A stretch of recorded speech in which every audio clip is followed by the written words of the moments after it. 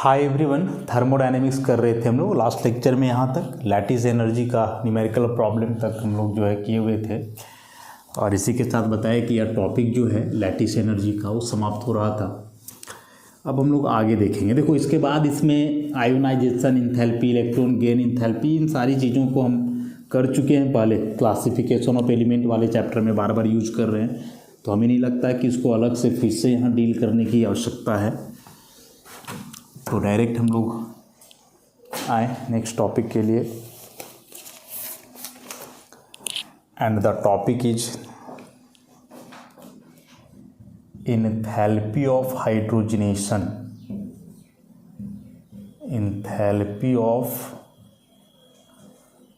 Hydrogenation, या इसे ही हम हीट ऑफ हाइड्रोजनेशन कहेंगे। इसी को हम हीट ऑफ हाइड्रोजनेशन कहेंगे। इसका कोई सिंबॉलिक रिप्रेजेंटेशन तो नहीं है। वजह ये हुआ कि देना भी चाहे तो डेल्टा एच ऐसे करके देना होगा, जो ठीक नहीं है। जैसे कंबसन में सी लिखते थे, फॉर्मेशन में एफ लिखते थे, न्यूट्रलाइजेशन में NUT, सब्लिमेशन में SU भी लिखते थे, ऐसे करके। तो यहाँ फिर EBH सेम हो जाएगा। तो सिंबल इसके लिए जनरली हम लोग नहीं ही लिखते हैं, बस इंथैल्पी ऑफ हाइड्रोजनेशन पूरा। तो the change in enthalpy when 1 mole of unsaturated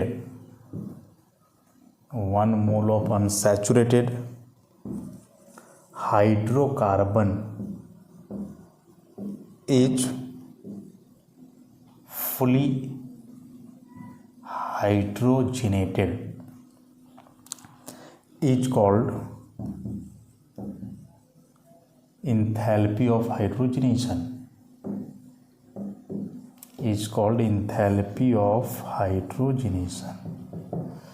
समझें जरा इस बात को।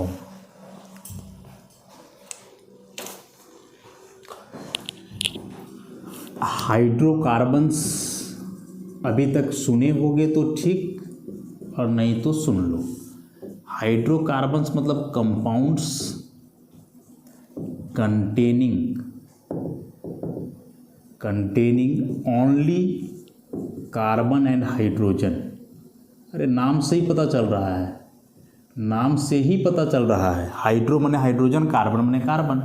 तो ऐसे कंपाउंड जो केवल कार्बन और हाइड्रोजन से बने हैं तो उन्हें हम कहेंगे हाइड्रोकार्बन्स। अब ये जो हाइड्रोकार्बन्स होते हैं ये बेसिकली मुख्य रूप से 3 तरह के हैं, जो पढ़े हो आप। अल्केन पढ़े होगे, आप अल्कीन को भी पढ़े होगे, और फिर आप अल्काइन को भी पढ़े होगे। अब ये जो अल्केन है इसके बारे में जानते होगे कि कार्बन कार्बन के बीच सिंगल बॉन्ड है। अल्कीन में कार्बन कार्बन के बीच डबल बॉन्ड है। अल्काइन में कार्बन कार्बन के बीच ट्रिपल बॉन्ड है। तो जिसमें कार्बन कार्बन के बीच डबल या ट्रिपल बॉन्ड होता है ना, ऐसे ही कंपाउंड को, ऐसे ही हाइड्रोकार्बन को हम अनसैचुरेटेड कहते हैं। So alkene and alkyne are unsaturated hydrocarbons. Alkene और अल्काइन अनसैचुरेटेड हाइड्रोकार्बन्स है, जबकि अल्केन में कार्बन कार्बन के बीच सिंगल बॉन्ड है, तो यह सैचुरेटेड हाइड्रोकार्बन हो गया। तो कह रहा है कि जो ऐसे हाइड्रोकार्बन है अनसैचुरेटेड वाले, जिसमें कार्बन कार्बन के बीच डबल या कार्बन कार्बन के बीच ट्रिपल बॉन्ड है, तो ऐसे कंपाउंड में जनरली हाइड्रोजन का एडिशन होता है। लिखा हुआ है ना हाइड्रोजिनेटेड। तो हाइड्रोजिनेटेड का मतलब याद रखना है एडिशन ऑफ हाइड्रोजन। तो हाइड्रोजन जो पढ़ते हो, हाइड्रोजन गैस H2 इसका। आप बोलोगे क्यों ऐसा ज़रूरत है, तो एक सिंपल सा एग्जांपल हम लेकर के चलते हैं। एक इथेन ले लें हम, कार्बन कार्बन के बीच सिंगल बॉन्ड C2H6। फिर इथीन ले लें, CH2 के बीच डबल बॉन्ड C2H4। और फिर इथाइन ले लें, CH के बीच ट्रिपल बॉन्ड C2H2। ऐसा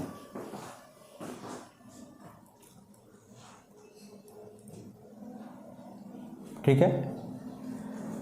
अब होता क्या है कि ये जो अनसैचुरेटेड वाले हैं डबल ट्रिपल वाले, इसमें हम लोग जान रहे हैं कि एक सिग्मा और एक ये पाई है, एक सिग्मा और यहाँ 2 पाई है।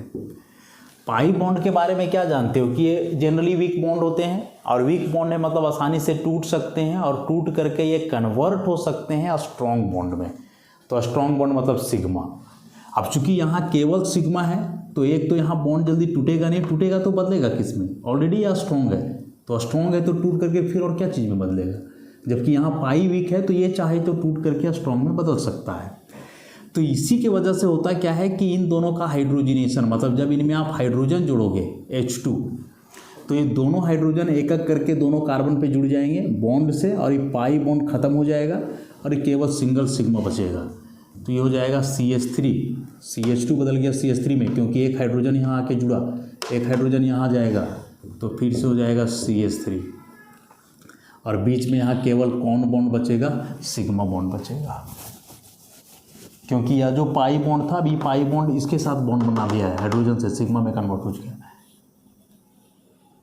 उसी प्रकार से इसमें देखोगे तो यहाँ भी एक बार आप हाइड्रोजन जोड़ोगे तो दोनों में जुड़ेगा, तो CH है CH2, ट्रिपल बॉन्ड पहले डबल में बदलेगा, एक पाई पहले टूटेगा, फिर ये CH था, एक हाइड्रोजन लेकर के CH2, चूँकि अभी भी इसके अंदर पाई है तो अगेन एक बार और हाइड्रोजन जुड़ेगा, तो CH2 एक H लेकर के CH3, फिर CH2 एक H लेकर के।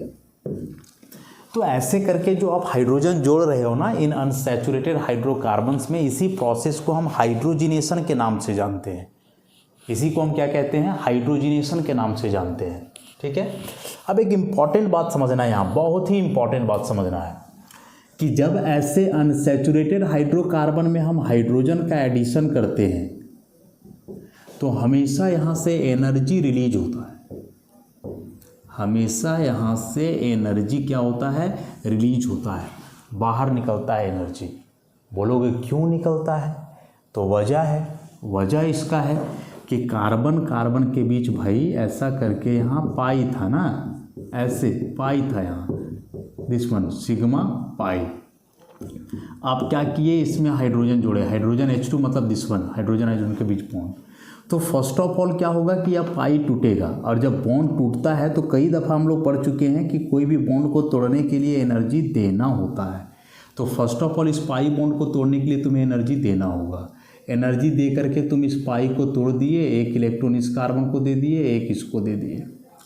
फिर यहाँ आप कार्बन, ये हाइड्रोजन क्या करेगा कि इस बॉन्ड में जो 2 इलेक्ट्रॉन है ये एक एक इलेक्ट्रॉन लेकर के पहुँचेगा, यहाँ यहाँ, एक तो पहले से इन सब के पास था और एक हाइड्रोजन लेकर के जा रहा है। तो ऐसा नहीं हो जाएगा HCH और ये वाला H यहाँ मिल करके एक नया बॉन्ड H, फिर सिंगल बॉन्ड CH और यहाँ से जा करके जुड़ जाएगा H। देखो सिग्मा, पहले से तो सिग्मा इतना ही था ना, अब एक नया सिग्मा यहाँ आ गया। तो कहने का मतलब है कि जो बॉन्ड टूटा यहाँ वो कौन सा बॉन्ड था, पाई। जो टूट रहा था वो कौन था, पाई। और जो नया बॉन्ड बना वो कौन सा था, सिग्मा। हम लोग पढ़े कि बॉन्ड तोड़ने में एनर्जी देना होता है, जबकि बॉन्ड बने तो एनर्जी रिलीज होता है। तो यहाँ तो दोनों हो रहा है, बॉन्ड टूट भी रहा है, बॉन्ड बन भी रहा है। लेकिन जो बॉन्ड टूट रहा है वह पाई है जो कि वीक बॉन्ड है, और जो बॉन्ड बन रहा है वो सिग्मा है जो कि स्ट्रॉन्ग बॉन्ड है। अब बॉन्ड कमज़ोर टूट रहा है तो एनर्जी कम लगेगा तोड़ने में, और बॉन्ड यदि मजबूत बन रहा है तो फिर एनर्जी उस केस में ज़्यादा रिलीज होगा वैसे बॉन्ड के बनने से, क्योंकि जो एनर्जी होता है वह बॉन्ड स्ट्रेंथ का डायरेक्टली प्रोपोर्शनल होता है। कमज़ोर बॉन्ड टूट रहा है कम एनर्जी, मजबूत बॉन्ड तोड़ना पड़ता ज़्यादा एनर्जी लगता। उसी प्रकार से कमज़ोर बॉन्ड बन रहा है तो कम एनर्जी रिलीज होगा, मजबूत बॉन्ड बन रहा है तो ज़्यादा एनर्जी रिलीज होगा। तो हाइड्रोजिनेशन के दरमियान वीक पाई बॉन्ड टूटता है और स्ट्रॉन्ग सिग्मा बॉन्ड बनता है। तो टूट रहा है वीक बॉन्ड, बन रहा है स्ट्रॉन्ग बॉन्ड, माने एनर्जी लगेगा कम और रिलीज होगा ज़्यादा। मतलब ओवरऑल मान लो कि इस पाई बॉन्ड को तोड़ने में 80 जूल एनर्जी लग रहा है, तो ये 50 जूल हुआ, सॉरी प्लस 80 जूल हुआ। और जब बॉन्ड बनेगा तो एनर्जी इससे ज़्यादा रिलीज होगा, क्योंकि ये मजबूत बॉन्ड है सिग्मा। तो मान लो 100 जूल हो रहा है तो माइनस 100 जूल, रिलीज होगा तो माइनस में, एब्जॉर्ब होगा तो प्लस में। तो एब्जॉर्ब हुआ प्लस 80 जूल, रिलीज हुआ माइनस 100 जूल। तो ओवरऑल दोनों को मिलाओगे तो क्या बचेगा, माइनस 20 जूल। तो ये माइनस जो बच रहा है इसका मतलब कि अब 20 जूल एनर्जी यहाँ से रिलीज होने वाला है। इसीलिए heat of hydrogenation always negative होगा। हमेशा हीट ऑफ हाइड्रोजनेशन नेगेटिव, माने किसी भी अल्कीन या अल्काइन में आप हाइड्रोजन का एडिशन करोगे तो एनर्जी वहाँ से रिलीज ही होना है। समझ गए ना, काफ़ी इंटरेस्टिंग चीज़ था, समझने वाला। तो जब लिखा हुआ है 1 मोल अनसैचुरेटेड हाइड्रोकार्बन, माने 1 मोल अल्कीन या अल्काइन का जब हम लोग हाइड्रोजनेशन करते हैं, देखो लिखा हुआ फुल्ली हाइड्रोजनेटेड, इस बात का भी मतलब समझेंगे। जैसे हमने यहाँ अल्काइन लिया तो अल्काइन में एक बार H2 जोड़े तो अभी भी पाई बॉन्ड बच गया, तो इस प्रोसेस को हम लोग फुली हाइड्रोजनेटेड नहीं कहेंगे, ये पार्शियल हुआ, क्योंकि इसका हाइड्रोजनेशन तो फिर पॉसिबल है। तो जब इसमें तुम एक बार H2 और जोड़ोगे तभी जो बना, this is called fully hydrogenated, ये फुली हाइड्रोजनेटेड हुआ यहाँ से। समझ रहे हो ना क्या कह रहे हैं सो। तो फुल्ली हाइड्रोजनेटेड मतलब जितना हाइड्रोजन उसमें जुड़ सकता है, जितना मोल ज़रूरत है, सबको मिला करके देखना है, एकक नहीं देखना है। अब आ जाए न्यूमेरिकल पे।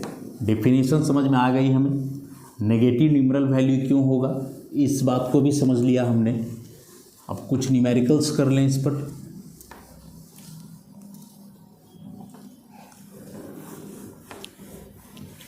समझना चाहोगे चीज़ों को तो कई बातें होती हैं जो समझा जा सकता है या समझाया जा सकता है, नहीं चाहोगे तो फिर रट लो भाई डेफिनेशन, कुछ बच ही नहीं रहा है उसके बाद उसमें। चलो तो क्वेश्चन ज़रा कर लें अब हम लोग उसमें।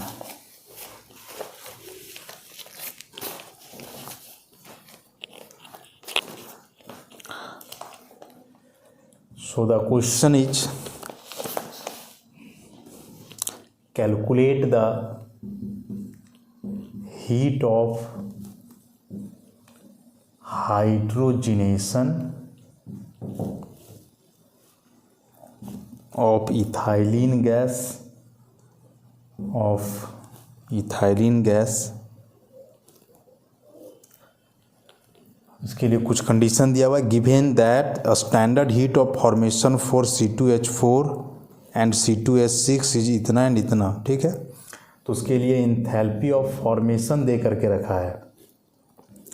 एक बार C2H4 का दिया हुआ है प्लस 12.5 किलो कैलोरी, और फिर यही डाटा C2H6 के लिए दिया हुआ है माइनस 20.2 किलो कैलोरी। तो आई थिंक जैसे हम लोग पढ़ते आ रहे हैं वैसे ही होना है, अभी तक जैसा पढ़ते आ रहे हैं हम लोग वही चीज़ होना है, कुछ जोड़ना कुछ घटाना बस। देखो इथाइलिन गैस, तो सबसे पहले तो तुम्हें जानना होगा इथाइलिन कहते किसको है, तो ENE लास्ट में देख रहे हो, अल्कीन के लिए लगता है ना, मतलब ये 2 कार्बन का अल्कीन है, ईथ मतलब 2 कार्बन का अल्कीन, तो 2 कार्बन का अल्कीन लिखोगे तो C2H4, दिस इज इथाइलिन, इसमें हाइड्रोजन जोड़ोगे तो C2H6, 2 कार्बन तो था ही, कार्बन 2 ही रहेगा, हाइड्रोजन 4 और 2 6 हो जाएगा, इथेन।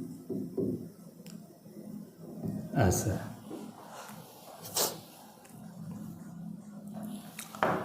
अब इसके लिए जब आप निकालोगे हीट ऑफ हाइड्रोजनेशन, तो देखो डाटा में इसका फॉर्मेशन और इसका फॉर्मेशन दिया हुआ है, तो बड़ा आसान सा चीज़ है। फाइनल है यहाँ इथेन, इनिशियल है इथाइलिन, तो जब यहाँ से निकालोगे तुम हीट ऑफ फॉर्मेशन या हीट ऑफ हाइड्रोजनेशन, तो ऐसे लिखोगे heat of formation of ethane C2H6 minus heat of formation of C2H4, product minus reactant, जैसे करते आ रहे हैं एंथैल्पी ऑफ रिएक्शन में कैसे करते थे हम लोग, प्रोडक्ट का फॉर्मेशन माइनस रिएक्टेंट का, तो रिएक्टेंट में H2 भी है लेकिन H2 का तो 0 हो जाएगा ना, H2 का तो 0 हो जाएगा, बस इथेन का दिया हुआ था माइनस 20.2 माइनस 12.5 कितना आ जाएगा जी, यह आ जाएगा माइनस 32.7 किलो कैलोरी, बस आसान सा चीज़ था। नेक्स्ट और भी क्वेश्चंस हैं।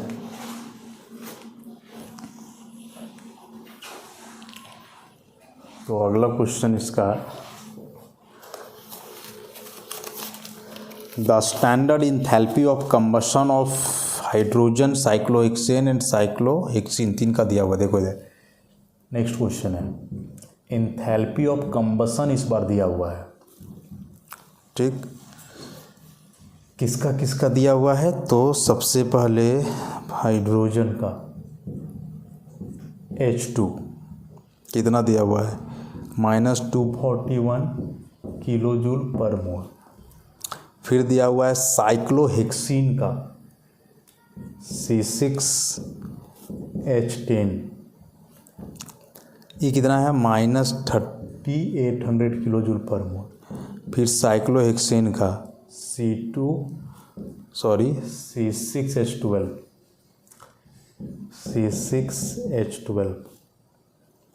ये कितना है, -3920। निकालना है calculate heat of hydrogenation of cyclohexene, तो हीट ऑफ हाइड्रोजनेशन निकालना है साइक्लोहेक्सीन का C6H10 कितना होगा। करना तो हमें वही माइनस प्लस वाला बात है बस।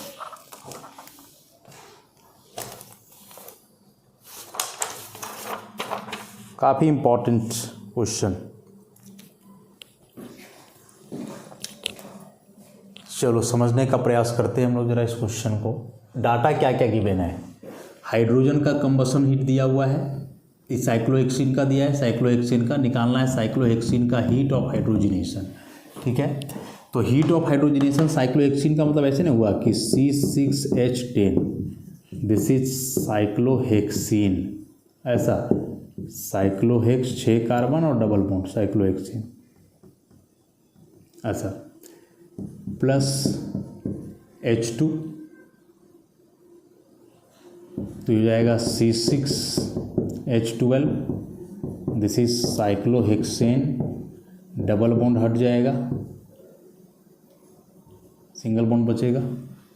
ये निकालना है हमें, इसके लिए क्या होगा, डाटा दिया हुआ इन तीनों का कंबसन, तो कई दफ़ा बता चुके हैं हम कि कंबसन का मतलब ऑक्सीजन से रिएक्शन, तो H2 प्लस हाफ O2 से बनेगा H2O। इसके लिए हीट दिया हुआ है डेल्टा H -241, इसको मान लो 1। फिर C6H10 इसको ऑक्सीजन से ट्रीट करवाओगे तो प्रोडक्ट में क्या क्या बनता था, CO2 और H2O। बैलेंस करना होगा हमें, 6 कार्बन 1 तो 6 लगाओगे, हाइड्रोजन 10 यहाँ 2 5 लगाओगे। अब ऑक्सीजन, तो ऑक्सीजन इधर कितना है, 6 दूना 12 और 5 17, यहाँ 2 ही है तो 17/2 2 कट जाएगा। तो इसके लिए एंथैल्पी डेल्टा H दे करके रखा है कितना, -3800, इसको 2 मान लो। और एक लास्ट में इसका C6H12 कंबसन माने O2 से रिएक्शन, प्रोडक्ट में बना देना है तुम्हें CO2 और H2O।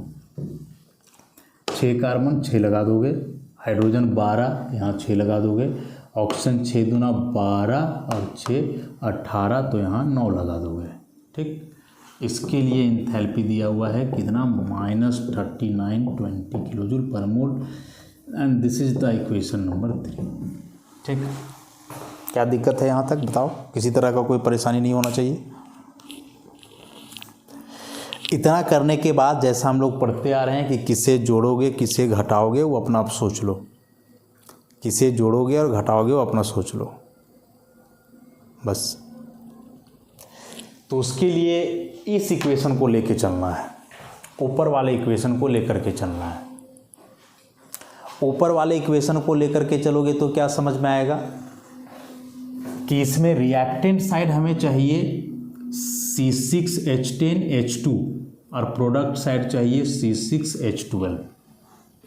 तो इसका मतलब C6H10 और H2 जिसमें है उसको आपस में जोड़ने वाले हैं हम लोग।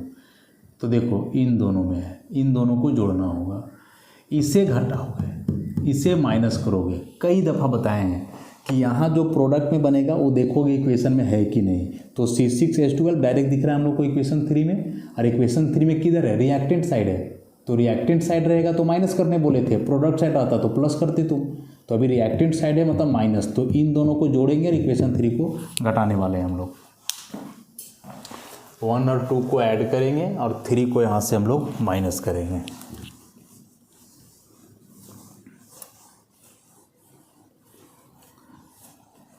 ऐसा लिखेंगे 1 + 2 - 3। मल्टीप्लाई वगैरह करने का ज़रूरत नहीं है, काहे कि हाइड्रोजन का एक ही मोल चाहिए तो यहाँ तो एक ही है, C6H10 का एक ही मोल चाहिए तो यहाँ भी एक ही है, इसका एक मोल चाहिए तो यहाँ भी एक ही मोल है, तो डायरेक्ट जोड़ो और घटा दो। तो जोड़ो LHS को LHS को, RHS को RHS से, तो इधर है H2 + 1/2 O2 + C6H10 + 17/2 O2। इसे माइनस करना था तो -C6H12 - 9 O2। प्रोडक्ट साइड क्या क्या बच रहा है, H2O बच रहा है, ठीक है, +6CO2 + 5H2O, माइनस है 6CO2 - 6H2O। देखो यहाँ 6CO2 प्लस का माइनस का ख़त्म, 5H2O और 1 यहाँ 6H2O प्लस का या माइनस का ख़त्म, पूरा का पूरा ख़त्म। इधर क्या क्या बचा है, H2 बचा, 17/2 O2, 1/2 O2, तो 2 LCM लोगे तो 17 + 1 18, तो 18/2 मतलब 9, तो 9 O2। फिर क्या बचा, C6H10, इधर क्या बचा, C6H12 - 9 O2, इधर बच रहा था समथिंग, मैंने कुछ नहीं, 0, तो 9 O2 माइनस का 9 O2 प्लस का ख़त्म। अब जो बचा उसको लिखो, C6H10 + H2 और ये -C6H12 को उधर ले जाओ, बंद हो गया। यही तो लाना था हमें, यही लाना था बस। अब जिसे जोड़े हो घटाए हो उसका एंथैल्पी वगैरह को जोड़ दो घटा दो, हो गया और क्या। तो 1 और 2 को हम ऐड किए हैं, तो 1 का है -241 + -3800, उसके बाद माइनस, और इसका माइनस में दिया हुआ है 3920, कितना हो जाएगा भाई, तो हो जाएगा 0 नहीं 1 4 8 और 2 0 और 4, ऐसे ही माइनस माइनस प्लस 3920, 1 में 0 जाएगा 1, 4 में 2 जाएगा 2, 10 में 9 जाएगा 1, 4 ये तो 3 में 3 0, -121 किलोजूल पर mole is the answer, minus में आएगा। तो ऐसे करना था भाई इस क्वेश्चन को,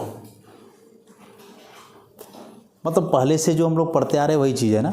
एंथैल्पी ऑफ फॉर्मेशन जब निकालते थे, याद करो कौन सा इक्वेशन को जोड़ोगे घटाओगे, यही सारा चीज़ था वहाँ भी, यहाँ भी वही चीज़ है, यहाँ भी वही चीज़ है। एक क्वेश्चन और कर लें हम लोग इस पे।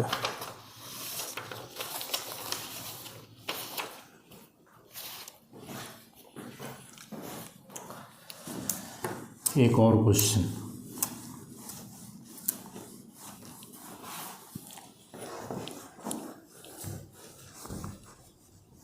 बड़ा इंटरेस्ट आने लगता है जब न्यूमेरिकल आप बनने लगे, प्रैक्टिस करो, फ़ायदा दिखे उसका, फिर मज़ा आता है न्यूमेरिकल बनाने में।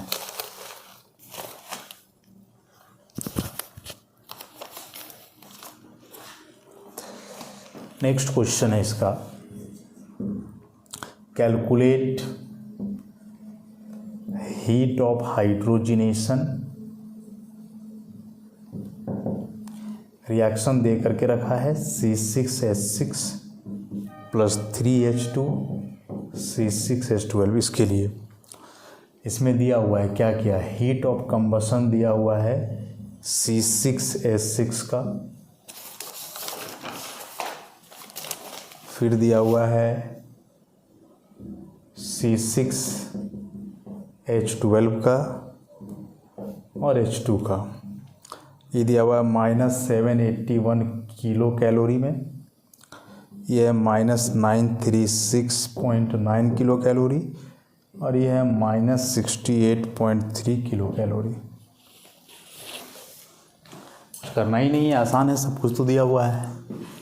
पहले कंबशन वाला इक्वेशन आप खुद से लिखो, ये तो दिया हुआ है, हमें लाना ये चीज़ है, इसको लिखो। तो C6H6 कंबसन मतलब O2 बदलेगा CO2 प्लस H2O। 6 कार्बन 1, 6 लगा देंगे, हो जाएगा ना, ठीक है, ठीक। हाइड्रोजन यहाँ 6, यहाँ 2, 3 लगा देंगे। अब ऑक्सीजन 6 दूना 12 और 3 15, तो यहाँ 15/2 लगा देंगे। इसके लिए एंथैल्पी दे करके रखा है -781, इसको 1 मान लो। अब इसके लिए C6H12 प्लस O2, तो CO2 प्लस H2O। 6 अब 12 है तो यहाँ भी 6, अब 6 दूना 12, 6 18, तो 9, ठीक। नंबर 2, इसका क्या हाल है, H2 plus half O2 direct लगा दो, H2O। इसके लिए डेल्टा H, यहाँ डेल्टा H लिख लो, -936.9, और इसके लिए है -68.3। So this one is 2 and this is 3। अब इसको देखो, ऊपर वाला को किसे जोड़ोगे, किसे घटाओगे, कितना से मल्टीप्लाई करोगे, सब वहाँ से देख लो। C6H6 किस में है, इक्वेशन 1 में। H2 किस में है, 2 में, सॉरी 2 में नहीं 3 में। इसका मतलब 1 और 3 को यहाँ जोड़ने वाले हैं। C6H12 प्रोडक्ट है, C6H12 किस में है, 2 में, लेकिन रिएक्टेंट साइड है, तो रिएक्टेंट साइड है बताए थे, इसको माइनस करना होगा तुम्हें। तो 1 और 3 जोड़ना है, 2 माइनस करना है। लेकिन हम लोग देख रहे हैं कि हाइड्रोजन का यहाँ 3 मोल है, जबकि इसमें 1 है। इसका मतलब इस पूरे इक्वेशन को 3 से मल्टीप्लाई करना होगा। तो ऐसे चलेगा, 1 प्लस 3 इंटू 3 और तब -2, ऐसा चलने वाला है। अब लिख लो, तो C6H6 प्लस 15/2 O2, ठीक। इसको 3 से मल्टीप्लाई करना है, तो प्लस 3H2, ये हो जाएगा 3/2 O2, ठीक है। माइनस करना था इसे, तो -C6H12 -9O2 प्रोडक्ट साइड में, 6CO2 प्लस 3H2O प्लस इसको तो हम लोग मल्टीप्लाई किए थे ना, कितना से किए थे, 3 से, तो 3H2O माइनस ये हो जाएगा 6CO2 माइनस 6H2O। देख ही रहे हो, 3H2O प्लस प्लस का टोटल 6H2O माइनस में यहाँ खत्म, 6 खत्म।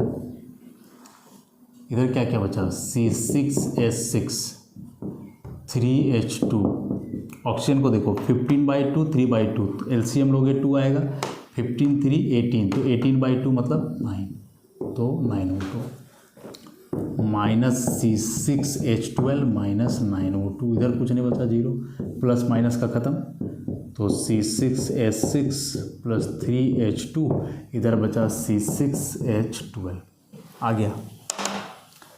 तो ये कैसे आया, यहाँ के अनुसार बस पुट करके ही कर लो। तो 1 में है यहाँ -781 प्लस 3 इंटू 3 -68.3, फिर -2, तो -936.9, तो -781 माइनस हो जाएगा, 3 3 जा 9, 3 8 जा 24 का 2, 3 6 जा 18 और 2 20, फिर माइनस माइनस प्लस हो जाएगा, 936.9, ये हो जाएगा 0.9, 4 और 1 5, 8 0 8 7 2 9, ये प्लस 936.9, ये 0 15 में 6 गया 9, 7 में 3 गया 4, ये तो 0 हो गया, सो -49.0 किलो कैलोरी।